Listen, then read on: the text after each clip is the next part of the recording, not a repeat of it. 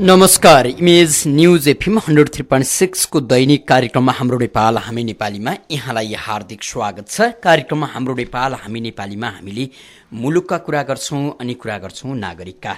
विशेष गरी मुलुकमा न त राजनीतिक दलहरू देश र नागरिकप्रति सचेत भइदिए न त सरकार नै देश र नागरिकप्रति समर्पित भएर काम गरिदिए। लाचारीको पन निकै माथि पुगिसकेको छ। तपाईँ हामी त्यसको शिकार बनिराखेका छौँ। सरकार र राजनीतिक दलहरूले हाम्रा नीतिमाथि खेलवाड गरिराखेका छन् अथवा हाम्रो निरीहतालाई कमजोरीका रूपमा लिइराखेका छन् र मनलाग्दी गरिराखेका छन्। यो मनलाग्दी धेरै दिन टिक्नु हुँदैन। यस्तो ढङ्गको मनलाग्दीले कालान्तरसम्म प्रभाव पार्न सक्छ र देश सधैँ यस्तै अप्ठ्यारो स्थितिमा रहिरहन्छ भन्ने हेतु हामी कार्यक्रममा अगाडि बढाइराखेका छौँ। त्यसो त हामीले इतिहास हेर्दै जाने हो भने राणा पञ्च अहिले बहुदल हुँदै गणतन्त्रमा आइसक्दा पनि हाम्रो भविष्य सुनिश्चित कहिले पनि भएन। हामी सधैँ त्राई त्राईमा बाँच्यौँ र सधैँ लहलहीको राजनीतिले हामीलाई खेदिरह्यो। जसले बदमासीहरू गरे ती बदमासी गर्नेहरूलाई हामी नेता मान्न विवश भयौँ। हाम्रो बाध्यता रह्यो। हाम्रो त्यही बाध्यताको चरम दुरुपयोग गरे राजनीतिक दलहरूले। अहिले बजारमा ल्यार्केल लामाको निकै ठुलो चर्चा छ। अहिले हुन त यो मुलुकमा जसको बढी चर्चा हुन्छ त्यो उही भोलि ठुलो नेता हुन्छ, उही भोलि शक्तिशाली हुन्छ। ल्यार्केल लामा 64 पछि चर्चामा आउन थाले र उनको चर्चा जति चुलियो त्यति काङ्ग्रेस एमाले माओवादीहरू उनीप्रति आकर्षित भए।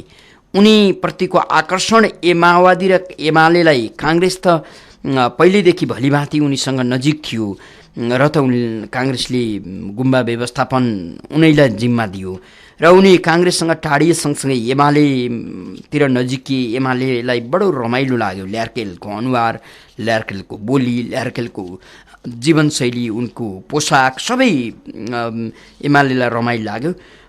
डाहाले छटपटिएको हुनुपर्थ्यो होला माओवादी। कहिले एमालेसँग ल्यार्केलको सम्बन्ध विच्छेद हुन्छ भनेर दाउँ हेरेर बसेको रहेछ र त्यसमा पनि पुष्पकमल दाहालले गौँडो ढोकेर बसेको जस्तो जब अर्थ राज्य मन्त्रीका बखत उनका कर्तुतहरू सतहमा आए, एमालेसँग उनी अनि रुष्ट भए। एमालेले लाज छोप्नका लागि पनि उनलाई कारबाही गरेको ढोङ पिट्यो। त्यसपछि उनी नजिकिए पुष्पकमल दाहालसँग। पुष्पकमल दाहालले उनलाई ठुलै पुरस्कार दिए, अर्थात् महत्त्वपूर्ण मानिएको दोस्रो संविधान सभाको उनलाई सभासद बनाइदिए। तर फेरि पनि क्रान्तिकारी पार्टीभित्रका क्रान्तिकारी योद्धाहरूले अपराधजन्य कर्ममा संलग्न रहेका र अपराधको पुष्टि भएका ल्यार्केललाई यसरी पार्टीभित्र हुल्नु हुँदैन। 10 वर्षसम्म शिक्षक र गरिबहरू मारेको त्यो पीडा हामीसँग छ, त्यसको श्राप लाग्छ। कार्यकर्ताहरूले देश परिवर्तन गर्नका लागि देखेको सपनाले पनि हामीलाई श्राप छ। यसो नगरौँ। कुनै पनि नेताले पुष्पकमल दाहालका अगाडि उभिएर नेता कार्यकर्ताले प्रतिकार गर्न सकेनन्। यसर्थले ल्यार्केल चुलिँदै गए। ल्यार्केलको मनोबल पनि बढ्दै गयो। उनी यो मुलुकका अर्थ राज्य मन्त्री हुँदै मुलुकको संविधान जारी गर्ने संविधान सभाको, हुन त उनी पहिलो संविधान सभामा पनि सदस्य थिए, दोस्रो संविधान सभा जहाँबाट संविधान जारी गरियो त्यसको महत्त्वपूर्ण व्यक्तिका रूपमा त्यहाँ देखा परे। उनी चर्चामा रहे। चर्चामा रहँदै थिए। नेपालका प्रधानमन्त्री चीन जानु थियो। चीन जानु हप्ता दिन अघि जसो संयोग पनि हुन्छ। जहीँसुकै शङ्का नगरौँ। सडकका मान्छेले धेरै शङ्का गर्नु हुँदैन पनि। यसर्थ तैपनि प्रधानमन्त्री चीन जानु जो थियो त्यसको हप्ता दिन अगाडि ठ्याक्कै नेपालका प्रहरीहरूले उनको लकरमा के छ भन्ने कुरा पत्तो पाए। 14 थान गोली भेटिसकेपछि उनी पुनः चर्चामा आए। यो मुलुकमा चर्चामा आउनु, अपराध गर्नु, जेलमा जानु त पछि ठुलो नेता हुनु। अहिले खुमबहादुरको चर्चा हेर्नुहोस्। जेल सजाय भोगेका खुमबहादुरलाई उनलाई उन्मुक्त गराउनका लागि, उनलाई स्वच्छ बनाउनका लागि, सुनपानी छर्किनका लागि, पवित्र बनाउनका लागि काङ्ग्रेसका नेताहरू संयोजक बने, के बने, समिति गठन गरे। बिचारा खुमबहादुरको धरौटी तिर्ने पैसा भएन भने अनेक गरे र पछि उनी बाहिरिँदा 5000 को संख्याका मोटरसाइकलले उनलाई जय जयकार गाउँदै खुला मञ्चमा ल्याए।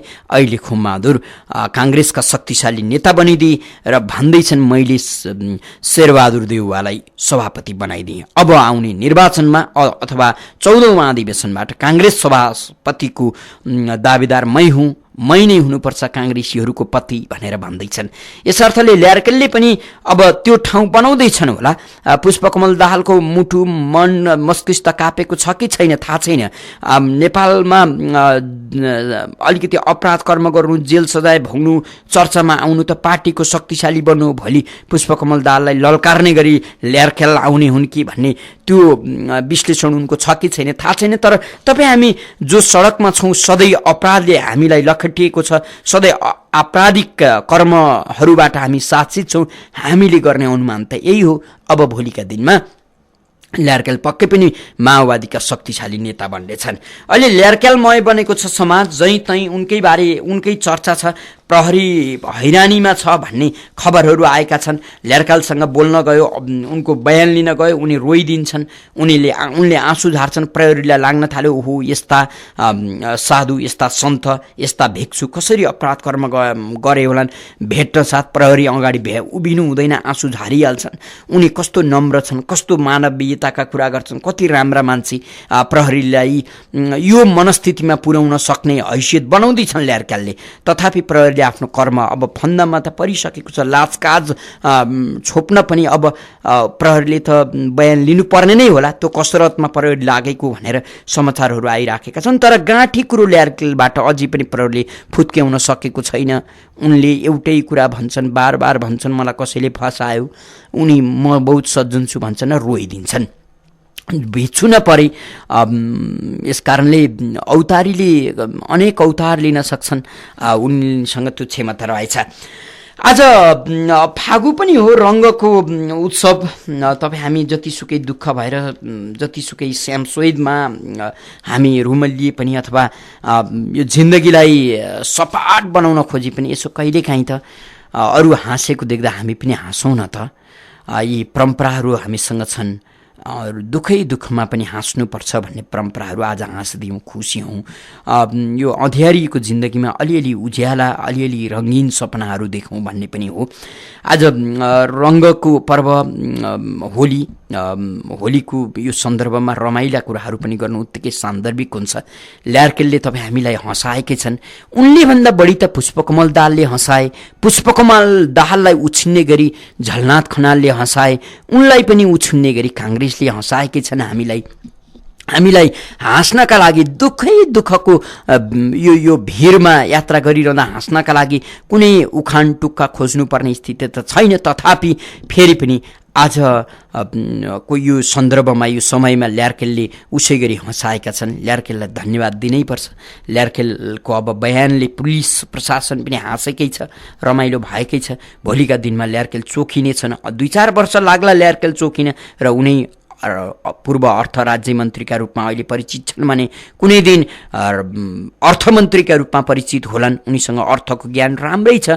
कति बुझाइयो भने माओवादीबाट सभासद बनिन सकिन्छ, कति बुझाइयो भने एमालेबाट मन्त्री हुन सकिन्छ, कति बुझाइयो भने काङ्ग्रेसबाट महत्त्वपूर्ण ठेक्का गर्न सकिन्छ। उनलाई हिसाब किताब राम्रोसँगै आउँछ र त उनी अर्थ राज्य मन्त्री भए अब कुनै दिन पूर्ण रूपमा अर्थमन्त्री हुनेछन् र यो देशलाई कायापलट बनाउनेछन्। यो पनि हामीले सपना देख्न छोड्नु हुँदैन। पत्रकार राजकुमार रेग्मीको एउटा सन्दर्भ निकाल्न मन लाग्यो। राजकुमार रेग्मी अत्यन्तै राम्रो, तीक्ष्ण र विषयलाई गजब ढङ्गबाट, व्यङ्ग्यात्मक ढङ्गबाट विश्लेषण गर्न सक्ने र विषयलाई कटाक्ष गर्न सक्ने पत्रकारका रूपमा चिनिनुहुन्छ। नेपाल पत्रिका साप्ताहिकको उहाँले साप्ताहिकमा आफ्नो स्तम्भ नै चलाइरहनु भएको छ, उस्ताद वाच भन्ने। राजकुमार रेग्मीको यो स्तम्भ यहाँ तपाईँले पढ्नुभयो भने एकछिन भए पनि मनलाई खुसी राख्ने, एक्लै भए पनि हाँस्न सकिने खुराकहरू पाइन्छन्। अब कति चिन्ता गर्नु, कति सराप्नु, कति गाली गर्नु। तपाईँ हामी सडकका मान्छेले सरापेर कोहीलाई केही हुन्थ्यो भने उहिले भइसक्थ्यो। अब त हामीलाई नै बरु केही हुने स्थिति भयो। अब यो उल्टो सतीले सरापेको देश भन्छौँ। तपाईँले अरूलाई सराप्दा त्यो सराप आफैमा आउने, त्यो फेरि तपाईँले अरूको कुभलो होस् भनेर तपाईँ हामी चिच्चाएकै छैनौँ। देशको भलो होस्, देशलाई कुभलो गर्नेहरू समाप्त हुन् भन्ने त हो हाम्रो तर्क। तर त्यो तर्क अहिले निरीह बनिराखेका बेला कहिलेकाहीँ राजकुमार रेग्मीको यो कटाक्ष पढियो भने पनि अलिकति आनन्द आउँछ। ल्यार्केल बयानको सन्दर्भ छ यसपालिको नेपालमा, अलिकति आज सन्दर्भ होली पनि परेको छ, रमाइलो पनि छ। त्यसो त यसो रमाइलो गर्नका लागि केपी शर्मा ओली चीन जानुभएको छ। उहाँले चीनमा गरेका कुराहरूले पनि एकछिन एक्लै बसेर एमाले कार्यकर्ता नभइकन प्रधानमन्त्रीले चीनमाबाट के ल्याउँदैछन्, के उपलब्धि हासिल गर्दैछन् र 10 बुदाभित्र के परे भनेर यसो पढि हेरियो भने मजाले हाँस्न चाहिँ सकिन्छ। त्यता पनि हाँस्ने ठाउँ छ है भनेर जानकारी गराएको मात्रै। तर राजकुमार रेग्मीले ल्यार्केल लामासँग लिएको बयान चाहिँ गजबको छ। यो प्रहरीले अहिलेसम्म बयान लिन सकेको छैन, तर राजकुमार रेग्मी आफै प्रहरी बनेर जब कठघरामा ल्यार्केललाई उभाउनुहुन्छ र प्रश्न गर्नुहुन्छ र बयान लिनुहुन्छ, उहाँको बयान चाहिँ रमाइलै छ। म तपाईँलाई त्यो बयान सुनाउँछु। प्रहरी: गोली कहाँबाट आयो? ल्यार्केल: साथीले राख्न दिएको। ओम शान्ति। प्रहरी: साथीले दियो भन्दैमा राख्न हुन्छ त? ल्यार्केल: सेवा नै धर्म हो, साथीको सेवा गरेको हुँ। ओम शान्ति। अब उनी भिक्षु न परे, ओम शान्ति त छुटाउनै भएन। प्रहरी: यसरी शान्ति मात्र जपिरहनेले गोली राख्न हुन्छ त? ल्यार्केल: मैले नराखेको भए त्यो गोली अरू कसैले प्रयोग गर्थ्यो, त्यसैले लकरमा शान्तिसँग राखिदिएँ। गोली, बन्दुक, साथी सबैलाई शान्ति भयो। ओम शान्ति। ओम त जोप्नु नै छ ल्यार्केललाई। प्रहरी: यो गोलीले के गर्ने उद्देश्य थियो? ल्यार्केल: शान्ति बाहेक मेरो कुनै उद्देश्य छैन। ओम शान्ति। प्रहरी: त्यसो भनेर पाइँदैन, सबै कुरा भन्नुपर्छ। ल्यार्केल: म भिक्षु हुँ, भिक्षुका रूपमा मात्र बयान दिन्छु। ओम शान्ति। प्रहरी: गोली राख्ने, राजनीति गर्ने, राज्य कोषबाट तलब खाने अनि हाम्रो फन्दामा परेपछि चाहिँ भिक्षु हुँ भन्ने? ल्यार्केलले जवाफ दिन्छन् यसपछि: मैले तलब लिएको छैन, अरूले लिए तलब हुन्छ, हामीले लिए भिक्षा। ओम शान्ति। अनि गोली चाहिँ के नि? ल्यार्केलले जवाफ दिन्छन्: त्यो गोली पनि भिक्षा हो, भिक्षामा गोली दिए त म के गरौँ, गोली राख्यो भनेर गाली दिँदैछन्, त्यसलाई पनि भिक्षा नै मानेको छु। ओम शान्ति। त्यसपछि एउटा कागज तिर्साउँदै प्रहरी भन्छ: ल अब यो कागजमा सही गर्नुहोस्, यो तपाईँको बयान हो। ल्यार्केल मुसुक्क हाँस्छन्, कलम समाउँछन् र सही गर्नुपर्ने ठाउँमा लेख्छन् ओम शान्ति। यो कटाक्षभित्र धेरै ठुलो सन्देश पनि लुकेको छ। कतै ल्यार्केलको बयान यस्तै ढङ्गको हुने त होइन। हामी कहाँ अनेकन आवरणधारी नेताहरूले राजनीति गरे, देशलाई हाँके, हामीलाई निर्देशित गरे, शासित बनाए, शासन गरे र फेरि पनि देशलाई कङ्गाल बनाए। तपाईँ हामीलाई उनीहरूले नाङ्गोपन सिवाय केही पनि दिएनन्। प्रहरी प्रशासन अथवा नेपालका सुरक्षा संयन्त्रको हालत पनि त्योभन्दा भिन्न छैन। त्यहाँभित्रको अचाक्ली पनि सामान्य छैन। यस कारणले प्रहरी प्रशासनभित्रका एकपछि अर्को गर्दै भ्रष्टाचारका प्रकरणहरू सार्वजनिक हुँदैछन्। यसले गर्दा कसलाई विश्वास गर्ने कसलाई नगर्ने भन्ने स्थिति छ। विश्वास भन्ने शब्द बादलभित्र रुमल्लिएको कुहिरोको काग बनेको अवस्था पनि हो। यो स्थितिमा राजकुमार रेग्मीले जुन कटाक्षपूर्ण परिकल्पना गर्नुभएको छ ल्यार्केल र प्रहरीको बयान करिब यस्तै भइदियो भने तपाईँ हामीले आश्चर्य नमाने हुन्छ। यसकारणले भन्ने गरिन्छ नि, अख्तियार दुरुपयोग अनुसन्धान आयोगले कसैलाई पत्रचार गर्यो अथवा पत्र काट्यो, तिमीमाथि छानबिन हुँदैछ भनिदियो र प्रहरीले उसलाई अपराधीका रूपमा अथवा भ्रष्टाचारीका रूपमा कतै लगेर बयान लिदियो अथवा उनलाई मुद्दा चलाइने। अबमा भने हुन्छ कि यो मान्छे राजनीतिमा सफल भयो, अब उसको चर्चा चुलियो। यहाँ तपाईँको 2-4 करोड 10-15 करोड बियो धरौटी राख्नु बुझाउनु त्यो सामान्य कुरा हो। त्यसलाई इज्जत र प्रतिष्ठाका रूपमा लिइन्छ। अहिले ल्यार्केल लामाले पनि आफ्नो जीवनको महत्त्वपूर्ण घडी व्यतीत गर्दैछन् र उनले आफ्नो प्रतिष्ठा आर्जन गर्दैछन् भनेर बुझे पनि हुनेछ। यो ढङ्गको स्थिति छ हाम्रो अहिले। राजकुमार रेग्मीको यो बयान ठट्टा मात्रै होइन, यो कटाक्ष मात्रै होइन, एकछिनका लागि रमाइलो मात्रै होइन, तर यही ढङ्गको बयान बाहिरियो भने पनि तपाईँ हामी आश्चर्य नमाने हुने स्थिति छ। कार्यक्रम हाम्रो नेपाल, हामी नेपालीमा हुनुहुन्छ। कार्यक्रममा हामीले यस्तै खाले विकृतिका विरुद्धमा खबरदारी गर्ने गर्छौँ। नागरिक खबरदारीलाई अगाडि बढाउने प्रयत्न हो। नागरिक नागरिकसँगको शक्ति, विशेष गरी नागरिकको खबरदारी जस्तो ठुलो खबरदारी केही पनि हुँदैन। फेरि पनि तपाईँ हामी खबरदारीबाट थाक्दैनौँ, खबरदारी गरिरहन्छौँ र कुनै न कुनै दिन तपाईँ हामीलाई नाङ्गेझार बनाएर हाम्रो जिन्दगी समाप्त पारिदिने र हाम्रो जिन्दगी आफ्नो मुठ्ठीमा कैद गरिदिनेहरू हार खानेछन्। उनीहरू स्वतर हुनेछन् र तपाईँ हाम्रो अर्थात् नागरिकको राज्य आउनेछ। यो परिकल्पना गरौँ, यो कल्पना गरौँ, यो आशा पालौँ। अहिले गणतन्त्र आएको छ, यति खबरदारी गर्न पाइन्छ। गणतन्त्रको उपयोग योभन्दा ठुलो कुरो केही छैन। हामी बार बार भनिराखेका छौँ नि, गणतन्त्रले हामीलाई भोक लाग्यो भन्न दिएको छ। जति चिच्याए पनि हुन्छ, मलाई भोक लाग्यो भनेर चिच्याउन पाइन्छ, तर खान पाइँदैन। गणतन्त्रले खान चाहिँ दिँदैन, भोक लाग्यो भन्न दिन्छ। यसर्थले अब हामीले यही गणतन्त्रभित्र, यही लोकतन्त्रभित्र भोक लाग्यो भने सँगसँगै थालमा भात पनि पाउने अधिकार अथवा त्यो ढङ्गको वातावरण सिर्जना गर्नु छ। त्यो भनेको तपाईँ हामीले कर्म गर्न पाउनु पर्यो, हामीले रोजगारी गर्न पाउनु पर्यो, रोजगारी अनुसार, श्रम अनुसार, पसिना अनुसारको हामीले मूल्य पाउनु पर्यो र हामी यही मुलुकमा बाँच्न पाउनु पर्यो। मर्नका लागि हामी खाडी जानु भएन। हामी जहाँ जन्म्यौँ त्यहीँ दुःख गर्छौँ र त्यहीँ मर्छौँ भन्न पनि पाउनु पर्यो। यतिका लागि कार्यक्रम हाम्रो नेपाल, हामी नेपालीलाई अगाडि बढाइराखेका छौँ। 40065323 र 40065324 तपाईँले फोन गर्न सक्नुहुन्छ। टेलिफोन सम्पर्कमा कोही श्रोता मित्र हुनुहुन्छ, उहाँलाई स्वागत गरौँ। को बोल्दै हुनुहुन्छ, कहाँबाट? हेलो, हजुर भन्नुहोस् न। ठाकुरजी नमस्कार, म गङ्गा प्रसाद शर्मा नेपाली। भन्नुहोस्।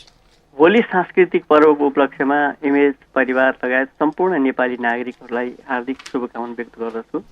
विजय उत्सव, उमङ्ग, सद्भावको पर्व होली विकृत नहोस्, आपसमा मिलिजुली मनाऊ। देश विखण्डन र कमजोर पार्न धर्म, संस्कार, संस्कृतिप्रति प्रहार भएपछिको पहिलो होली पर्व पनि उत्साहपूर्वक नै मनाइन्छ। यसमा कुनै कमी आउने छैन। भेटिकन सिटीको र आइएनजिओको युरो र डलर खाएर जुन धर्मनिरपेक्षता ल्याउनेहरूले यो निधिको रूपमा रहेको सांस्कृतिक पर्व, संस्कार, संस्कृति त्यत्तिकै मानिएको देखिँदा यसलाई सदा चिरस्थायी राख्न, यसभित्र जन्मेका विकृत प्रवृत्ति रोकेर सद्भाव, एकता, आपसी एकता कायम राखेर कसैको हानि नोक्सानी नगरी मनाऊ। होली खेल्ने नाउँमा फोहोर पानी, हानिकारक रङ, आफ्नो गन्तव्यतर्फ लागेका बटुवा विशेष गरी युवतीलाई लक्ष्य गरी लोला प्रयोग नगरियोस्। रमाइलो गर्ने रूपमा मदिरा, धुम्रपान, मद्यपान लगायत लागु पदार्थको प्रयोग नगरौँ। यो पर्वलाई दुरुपयोग गर्ने उप कडा कारवाही गर्ने प्रहरीको निर्णय कडाइका साथ कार्यान्वयन होस् भन्न चाहे। अब पृष्ठभूमिमा चर्चा भएका विषय ज्यादै गम्भीर छन्। यस्ता गम्भीर विषय बारम्बार दोहोरिरहँदा पनि यस देशका राजनीति गर्ने व्यवसायी मुखियाहरूमा कुनै चेतना खुलेको छैन, खुल्दैन पनि। किनभने यी सबैले गरेको कर्मलाई विश्लेषण गर्ने हो भने कुनै पनि दल र तिनका नेता विधिको बाटो हिँड्ने इमानदारिता, नैतिकता, अनुशासन, देशप्रेम छैन। यिनीहरूको कर्मले देखाइसकेको छ। यी त यस देशका व्हाइट कलर क्रिमिनल हुन्।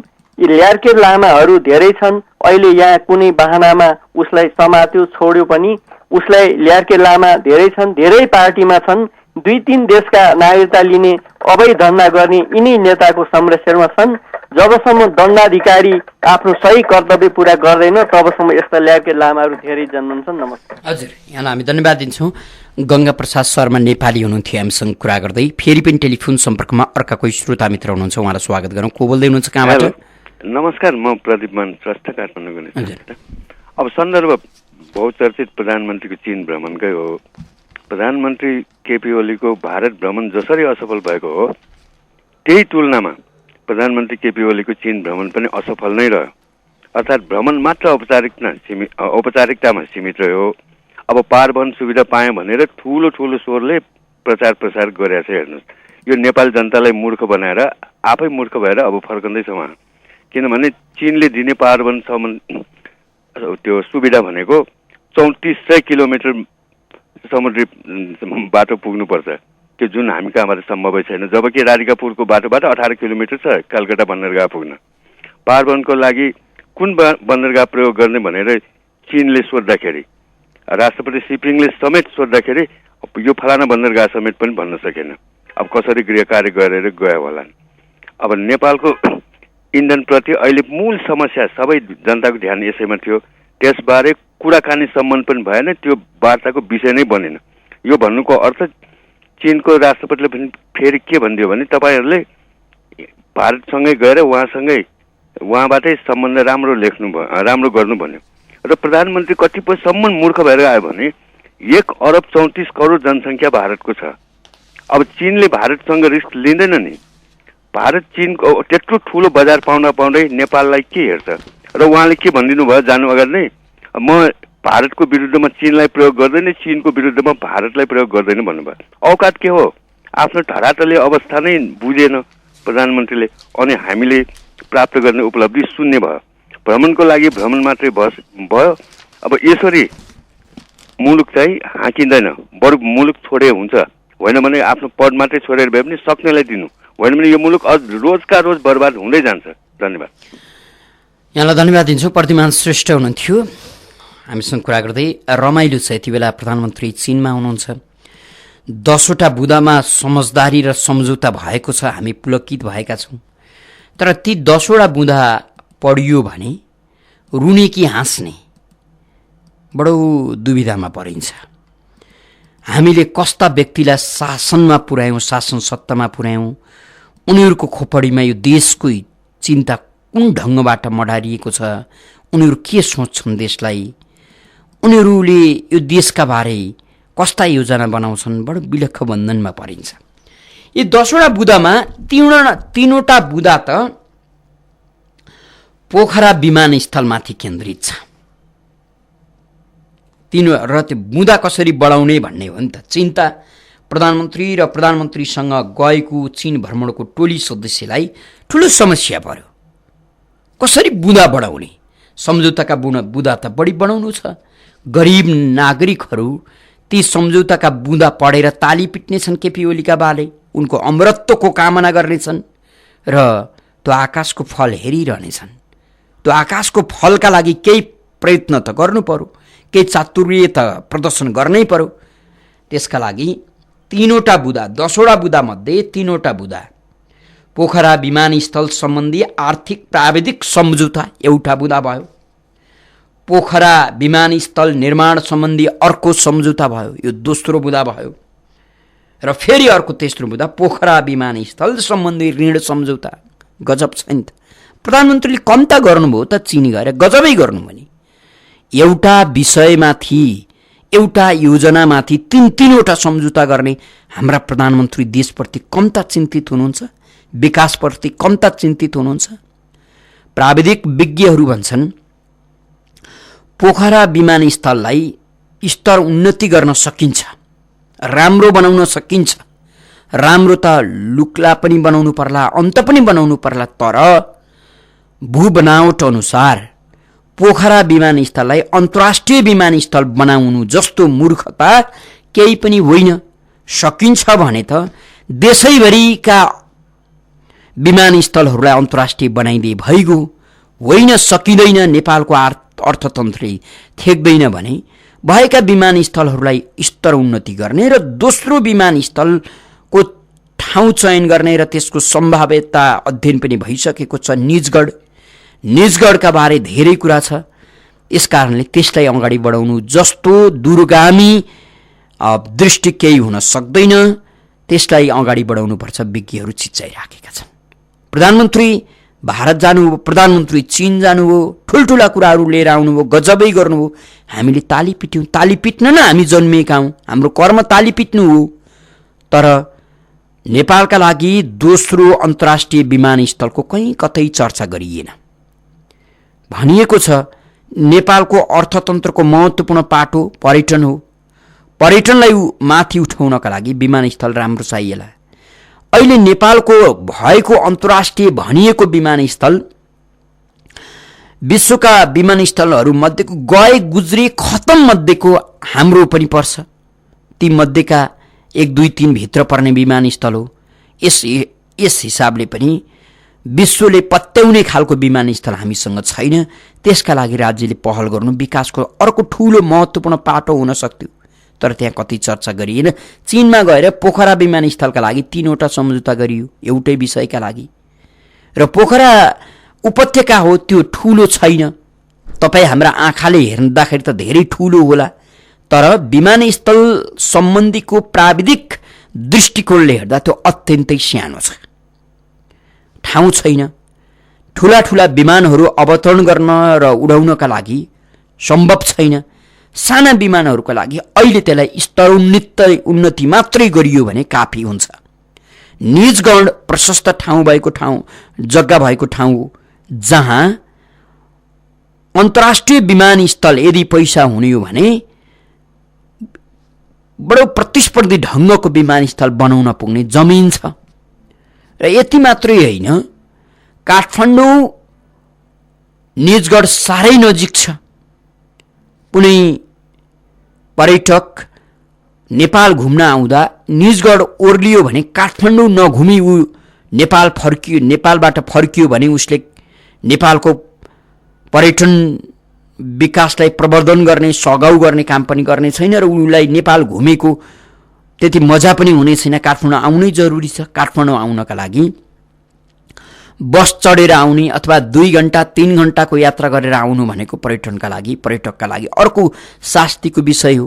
यसकारण निजगढ काठमाडौँ साह्रै सुविधाजनक छ। सुरुङ मार्गबाट 1 घण्टा पनि लाग्दैन, अत्यन्तै छोटो दूरी छ। यस हिसाबले यसलाई बनाउनुपर्छ, विज्ञहरू यसो भन्छन्। तर विज्ञका पछि त लाग्ने होइन नि त हाम्रा नेताहरू प्राविधिक विज्ञहरूले दिएको सल्लाहमा त लाग्ने हुँदै होइन। उनीहरूको दिमागमा उनीहरूका कार्यकर्ताले के कुरा फुकेका छन् त्यसका आधारमा लाग्ने हो। यसकारण पोखरा विमानस्थलको चर्चा यति धेरै भएको छ। यो भनिरहँदा पोखरा विमानस्थल बनाउनका लागि तम तयार भएका कतिपय ठेकेदारहरूलाई चित्त दुख्ला, कतिपय राजनीतिज्ञहरू जसलाई केही जस लिनु छ उनीहरूलाई चित्त दुख्ला। तर समग्र राष्ट्रियताका रूपले हेर्ने हो भने पोखरा विमानस्थललाई स्तरोन्नति गर्नु चाहिँ जायज छ, तर अन्तर्राष्ट्रिय विमानस्थल बनाउन सम्भवै छैन भन्छन् मनमा कपट नभएका प्राविधिकहरू। तर मनमा अनेकन किसिमको 2-4 करोडको कपटको पोको, नेताको अर्को एउटा स्वार्थको पोको, यस्तै पोका लिएर बस्नेहरूले दिने सल्लाह भने भिन्न हुन सक्छ। फेरि पनि टेलिफोन सम्पर्कमा अर्का कोही श्रोता हुनुहुन्छ, उहाँलाई स्वागत गरौँ। को बोल्दै हुनुहुन्छ, कहाँबाट? हजुर नमस्कार, म वनस्थलीबाट नेत्रबहादुर हो। तपाईँको देखिरहेछ नि त, यो त मागी खाने भाँडो हो नि त, ठगी खाने भाँडो। देशलाई विकास गर्नै पर्दैन नि। तपाईँको कुन देशका मानिसलाई कसरी ठग्न सकिन्छ, ढाँट्न सकिन्छ, अनि त्यहाँ चाहिँ अब पैसा निकाल्न सकिन्छ र त्यहाँ मस्ती गर्न पाइन्छ। यिनीहरूको सिद्धान्त भनेकै यो हो, देश विकास गरौँ, जनतालाई सुख शान्ति दिउँ र विश्वलाई चिनौँ भन्ने त सिद्धान्तै छैन यिनीहरूको। पैसा कमाउने हो यिनीहरूको सिद्धान्त भनेको। जनताप्रति एउटा वफादार भइदिएको भएदेखि देशको हालत यस्तो स्थितिमा हुन्थ्यो र हुँदैन थियो नि। तपाईँको अहिले भन्नु एयरपोर्ट यहाँ चाहिँ हेर्नु गएर त्यहाँ हेर्नुभयो भने त्यो मान्छे छेउमा आफूलाई लाज लाग्छ। त्यो कोही पर्यटक त्यहाँ आउँदाखेरि लिएर जाँदाखेरि आफूलाई लाज लागेर आउँछ, तर त्यहाँ सुधार हुँदैन, गफ गरिन्छ ठुला। तपाईँको त्यो पोखरामा अब बनाए त्यो राम्रो कुरा हो, तर त्यहाँ भोलि त्यहाँको खर्च केले जान्छ? यहाँका यिनीहरूका कर्मचारीलाई भर्ती केन्द्र हो त्यो, त्यहाँ सुविधा जनताले पाउनेवाला छैन। यिनीहरूको नेताका यी झोले झन्डे चाहिँ अब दादाहरूलाई गुन्डाहरूलाई त्यहाँ जागिर खुवाउने ठाउँ हो, भ्रष्टहरूलाई जोगाउने। हामी धन्यवाद दिन्छौँ। नेत्रबहादुर बस्नेत हुनुहुन्थ्यो। फेरि पनि टेलिफोन सम्पर्कमा अर्का कोही श्रोता मित्र हुनुहुन्छ, उहाँलाई स्वागत गरौँ। को बोल्दै हुनुहुन्छ, कहाँबाट? सर नमस्कार। भन्नुहोस् त। इमेज एफएम परिवार र सम्पूर्ण देशभक्त जनतालाई चाहिने ह्याप्पी होली। को बोल्नु हजुर, कहाँबाट? इच्छाराम केसी सर। इच्छाराम केसी हजुर सर, म चाहिँ एउटा प्रसङ्ग के उठाउनु लाग्यो भने यो लार्केट लामाको जुन गोली फेला पर्यो नि सर, त्यसको हतियार चाहिँको कुरामा अहिलेसम्म लुकिरहेको छ। त्यो हतियारको कुरै आएछ, हतियार कहाँ छ, के छ, कसले राखेको छ, त्यसमा खोजी भएको छ जस्तो लाग्दैन मलाई। र अर्को कुरा के भने सरकारले अहिले आफै कालोबजारी गरिरहेको छ। पुलिस बसेर कुनै पनि ग्यास डिपोमा 1500 हाकाहाकी लिएर ग्यास बिक्री गर्छ, पसलले भित्र लगेर कति लुकाउँछ, त्यो पुलिसले छानबिन केही गरेको छैन सर। र तेस्रो कुरा, अहिले यो सरकार त भ्रष्टाचारी हो, जनता मारा हो भन्ने प्रश्न भयो सर। म एउटा कुरो भन्छु, अहिले कति जनतालाई थाहा छैन होला, यो इमेज एफएमबाट सबैले थाहा पाउनु होला। म एउटा अनुरोध पनि गर्छु, सरकारले एउटा घरको ट्याक्स चाहिँ 1600 लिन्थ्यो, मैले अहिले तिरिरहेको 1600 रुपियाँ थियो। हिजो म 5,000 रुपियाँ लिएर चाहिँ कर तिर्न गएको त नगरपालिकामा 64,000 रुपियाँ निकाल्यो सर। भनेपछि 3 गुणा बढायो। यो न जनतालाई थाहा छ न के छ, र एक्कासी यो जनता मारा नभएदेखि यत्रो पैसा एकैबारी कसरी बढाउँछ सर? जब बाली जग्गाको तिरो चाहिँ डबल गरेको छ, अहिले 100 रुपियाँ लाग्थ्यो 200 रुपियाँ तिर्नुपर्छ, र घरको चाहिँ नि कर 1600 को 64,000 रुपियाँ तिर्नुपर्ने त्यो जनता मारा हो कि होइन? यत्रो 6 महिना भारतले नाकाबन्दी गरेर जनता चाहिँ पीडित भएर खान नपाएको अवस्था छ। भूकम्पले घर थलथल बनाएर घर भत्किने अवस्था छ, कति चिर्केको छ। अब त्यो सरकारले कर तिर्नु पर्छ भनेर तिर्न जाँदाखेरि यत्रो 3 भाग चाहिँ बढाउँछ भने जनताले कसरी तिर्ने? जनताले यस विषयमा सम्पूर्ण जनतालाई म एउटा के अपिल गर्छु भने यस सम्बन्धी अदालतमा नालिस हाल्ने हो कि अथवा के गर्ने हो, सम्पूर्ण जागरुक भएर चाहिँ यसमा कदम चाल्नु पर्यो भन्ने अनुरोध गर्छु सर। हजुर, यहाँलाई हामी धन्यवाद दिन्छौँ। इच्छाराम केसी हुनुहुन्थ्यो हामीसँग कुरा गर्दै। फेरि पनि टेलिफोन सम्पर्कमा अर्का कोही श्रोता हुनुहुन्छ। को बोल्दै हुनुहुन्छ? नमस्कार सर। हजुर भन्नुहोस् न। म कपनदेखि कमल सिंह चौरी। हजुर भन्नुहोस्। म चाहिँ के भन्छु भन्दाखेरि जुन नेपाली जनताले ठुलो आशा र अपेक्षा राखेका थिए, नेपालका प्रधानमन्त्री चाइनामा जाँदाखेरि जुन ग्यास र चाहिँ नि पेट्रोलको सम्झौता गरिदिनु होला र भारतसँग जुन ढङ्गले हामीले झुकिराखेका छौँ त्यो झुक्नु नपर्ला भन्ने जुन आशा गरेका थियो, त्यो आशालाई निराशामा बदलिने काम गरिरहेको छ। यो चाहिँ नेपाली जनताको तर्फबाट घोर आपत्ति र यसको भर्सना पनि म गर्न चाहन्छु। र अर्को कुरो के चाहिँ भनेदेखि अब यो सम्झौता गर्ने क्रममा चाहिँ भारतबाट दबाब आयो, त्यस कारणले गर्दा सम्झौता गर्न नसकेको हो भन्ने कुरो भित्री रूपमा आइरहेको छ। यो हो भने पनि आपत्तिजनक छ। र जुन चुनावका बेलामा चाहिँ हामी सुधारवादी, हामी उदारवादी र हामी काङ्ग्रेस भन्दा फरक छौँ, राप्रपा भन्दा फरक छौँ भन्ने कम्युनिस्टको सरकार अहिले छ। यो कम्युनिस्टको सरकारले झन् नेपाली जनतालाई धोका दिने, दुःख दिने प्रयत्नहरू गरिराखेको छ। यसको मूल्याङ्कन नेपाली जनताले आउने दिनमा गर्ने नै छन्। र अर्को कुरो म के पनि भन्न चाहन्छु भन्दाखेरि के अरे चाइनाबाट चाहिँ अब केपी शर्मा ओलीज्यू प्रधानमन्त्री फर्केर आइसकेपछि यो के भएको हो, किन भएको हो, कसरी भएको हो? साँच्चै नै यो गणतान्त्रिक लोकतान्त्रिक देश हो र गणतान्त्रिक लोकतान्त्रिक देशमा चाहिँ जनताले चाहिँ सुसूचित हुने चाहिँ अधिकार छ भनेदेखि नेपाली जनतालाई स्पष्ट रूपमा कसका कारणले किन सम्झौता हुन सकेन यो स्पष्ट रूपमा नेपाली जनतालाई जवाफ दिनु हुनेछ भन्ने मलाई आशा छ। धन्यवाद सर। हजुर, कमल सेन्चुरी हुनुहुन्थ्यो हामीसँग कुरा गर्दै। कार्यक्रम हाम्रो नेपाल हामी नेपालीमा हुनुहुन्छ। इमेज न्युज एफएम 103.6 को दैनिक कार्यक्रम बिहान 9:15 देखि 9:30 9:30 तपाईँले सुन्न सक्नुहुनेछ भने यही कार्यक्रम भोलि बिहान 4:45 मा पुनः प्रसारण सुन्न सक्नुहुनेछ। यति मात्रै होइन, नेपाली राजनीति र नेतृत्वमा बस्ने अथवा सरकारको नेतृत्व गर्नेहरू कति हावादारी छन्, कति लहलैमा बोल्छन्, कति सनकका भरमा काम गर्छन् भन्ने अनेकन दृष्टान्तहरू छन्। भारतले नाकाबन्दी गरिदिइसकेपछि चीनबाट पेट्रोलियम पदार्थ ल्याउने निकै कोकोलो भयो, निकै हल्ला भयो। तपाईँ हामी यो गरिबी चिन्तन र गरिबले थिचिएका मान्छेहरूसँग आशा गर्ने बाटो बाहेक केही पनि हुँदैन। हामी ताली पिट्यौँ। त्यो तेल कसरी आउने हो के हो यो केही सोचेनौँ, तर ताली चाहिँ पिट्यौँ। तेलको चर्चा गरिरहँदा इन्डक्सन ल्याएर व्यापार गर्दै गरेको सरकारका विरुद्ध बोल्न पनि सकेनौँ। तर फेरि पनि सरकारले 30% पेट्रोलियम पदार्थ अब चीनबाट ल्याउने भनेर हुङ्कार छोड्यो। अहिले भारतले नाका खोलिदिएको छ। अझै पनि पेट्रोलियम पदार्थ पूर्ण रूपमा आएको छैन। ग्यासको उस्तै हाहाकार छ। डिजेल अहिले पनि पाइँदैन। भारतले अहिले पनि नेपाल सरकारले गरेको हुङ्कार 30% पेट्रोलियम पदार्थ अब चीनबाट ल्याउने भनेको कुरालाई ध्यान दिएको छ र त्यही अनुपातमा पेट्रोलियम पदार्थ पठाउन थालेको छ। ल्याउन सक्नु पर्यो नि त भन्नेले।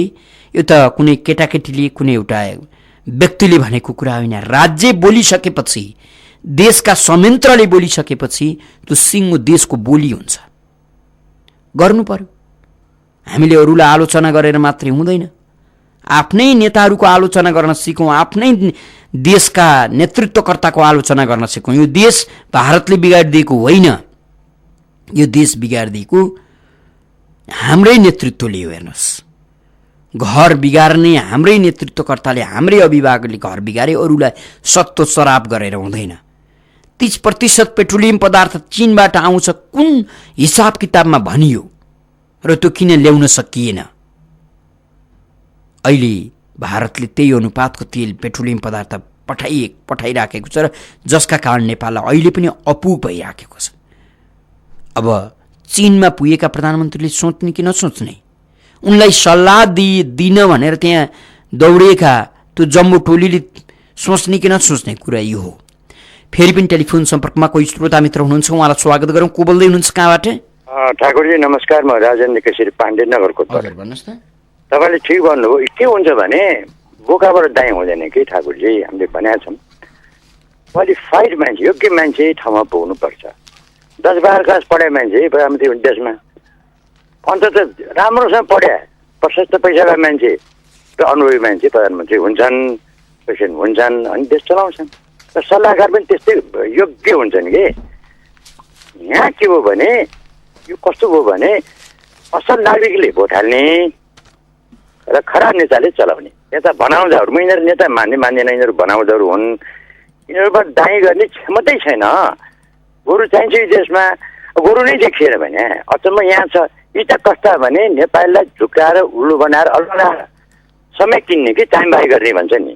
समय अब लियो, समय गुजार्यो, अनि त्यो बेला मजासँग आफ्नो जोले जान्दै कार्यकर्ता नेताबाजुले भने जस्तै पुस्यो जाने खाने ठाउँ उनीहरूको। यो नेपालले बाहिर गएर काम गर्नुपर्ने देश हो। यो सम्पन्न देश छ, यहाँ जे पनि छ। हेर्नुहोस्, गरेदेखि यो हरेक डाँडाबाट हिमाल देखिन्छ। के पनि गर्नु पर्दैन। सानो रेस्टुरेन्ट खोल्यो, हल्का लगानीमा 2-4 पाल राख्यो, टुरिस्ट एडभर्टाइज अलिअलि गरिदियो, पैसा यहीँ आउँछ भने कतार जानै पर्दैन। यो कहीँ जानै पर्ने चिज कुनै पनि डाँडामा गरे हुन्छ। यो देशमा डाँडै डाँडा छ, हिमाल छ नै देखिन्छ। मेरो इक्जाम्पल दिन्छु। मैले आफ्नो प्रचारकबाजी गर्न खोजेको होइन, मैले गरेको छु। म 63-64 वर्षको मान्छेले गरेको छु भने जवानहरूले किन सक्दैनन्? यी 15,000 को लागि विषयलाई बाहिर जानुपर्छ। लाख रुपियाँ कमाउन सकिन्छ बाबा आफ्नो देशमा, भगवानले दिएको छ। मेरो ठाउँबाट लामटाङ रेन्ज देखिन्छ। राजेन्द्र केसरी पाण्डेजी, यहाँलाई हामी धेरै धेरै धन्यवाद दिन्छौँ। राजेन्द्र केसरी पाण्डेजीले 50,000 20,000 को कुरा गरिदिनु भयो। 8,000 का लागि कतार गइराखेका छन्, 10,000 का लागि कतार गइराखेका छन्। देशको स्थिति कस्तो छ, नागरिकको जीवन कुन तहमा छ, यो कसले बुझ्ने? कार्यक्रममा हाम्रो नेपाल हामी नेपालीको निर्धारित समय सकिएको छ। कार्यक्रम सुनेर र कार्यक्रममा आफ्नो सहभागिता जनाइदिएर साथ दिनुहुने सम्पूर्ण श्रोता मित्रलाई धेरै धेरै धन्यवाद दिँदै सहकर्मी अनिश साकेका साथमा ठाकुर बेलबासी बिदा हुन्छु। नमस्कार।